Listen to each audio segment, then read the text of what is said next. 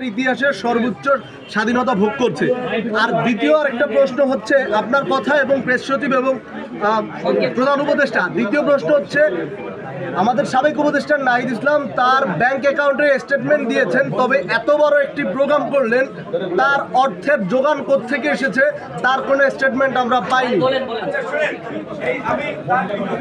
উত্তর দিয়ে দিচ্ছি, বাংলাদেশের গত 50 বছরের যে রাজনৈতিক কালচার, বাংলাদেশের গত 50 বছরের যে রাজনৈতিক কালচার, এই দেশের রাজনীতিতে যেভাবে দুর্বৃত্তায়ন হয়েছে, তাতে মাফিয়া লুটেরারাই রাজনীতিতে আধিপত্য বিস্তার করেছে।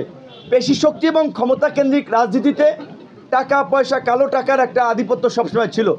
এখন আমি যদি আমার বাসায় টাকা রেখে, ব্যাংকে টাকা রেখে, আমার অন্য সহকর্মীদের টাকা রেখে এই যে আমার বিকাশ স্টেটমেন্টটা দেখায় 2000 টাকা আছে, তো এইটাই কি আমার টাকা?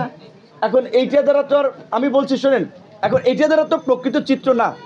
এখন বিষয়টা কার অবৈধ টাকা আছে, বৈধ টাকা আছে, সেই বিষয়টি নিয়ে আমরা কথা বলবো না। কিন্তু বাংলাদেশের প্রেক্ষাপটে রাজনীতি করতে এবং রাজনৈতিক দল পরিচালনা করতে হলে টাকার প্রয়োজন হয়। আমরা সেটা হারে হারে টের পাচ্ছি। আমাদের টাকা নাই বিধায় এই মুরগির খোপের মতো একটা কার্যালয়ে আপনাদেরকে বসাইয়া, ঘামাইয়া, ভিজাইয়া এই যে সংবাদ সম্মেলন করতেছি, নিজেরা কষ্ট করতেছি।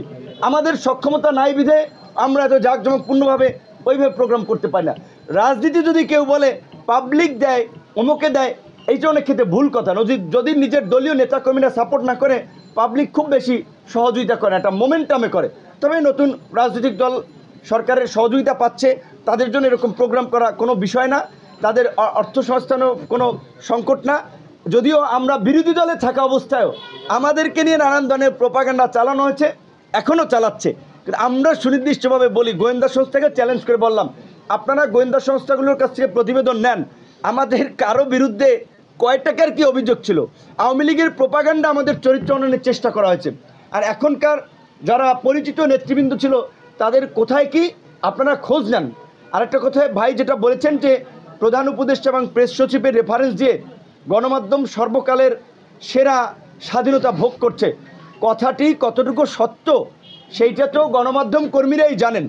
প্রধান উপদেষ্টা অবশ্যই একজন প্রগতিশীল চিন্তাভাবনার মানুষ, আন্তর্জাতিকভাবে সম্মানিত এবং সমাদৃত একটি মানুষ, পশ্চিমা দেশে থেকে চলাফেরা করে, তার আমি মনে করি একটা উদার মানসিকতা আছে। এখন তিনি হয়তো ভাবছেন তার মতো সবাই উদার, কিন্তু তার আশপাশে যারা আছে সরকারে, তারা কতটুকু উদার, কতটুকু প্রগতিশীল, কতটুকু তার মতো চিন্তা করছে, সেটি তো তার গত 6 মাসে বোঝা উচিত।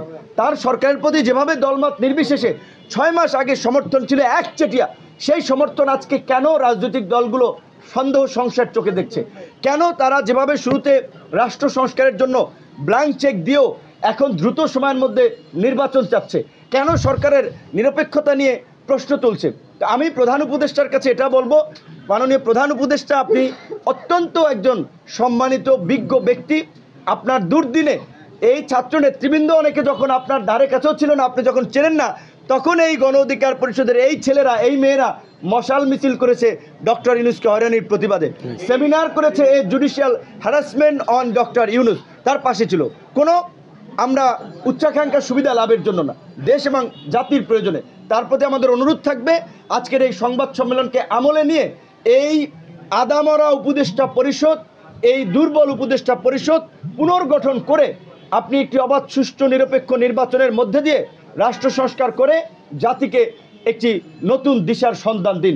অন্যথায় এই দেশ একটি সংকটে পড়বে, আপনিও হয়তো অসম্মানের মধ্যে দিয়ে আপনার বিদায় নেওয়া লাগতে পারে। কারণ যেভাবে দেশের পরিস্থিতি তালগোল পাকাচ্ছে, আমরা খুব উদ্বিগ্ন এবং আমরা সংশয়ের মধ্যে আছি।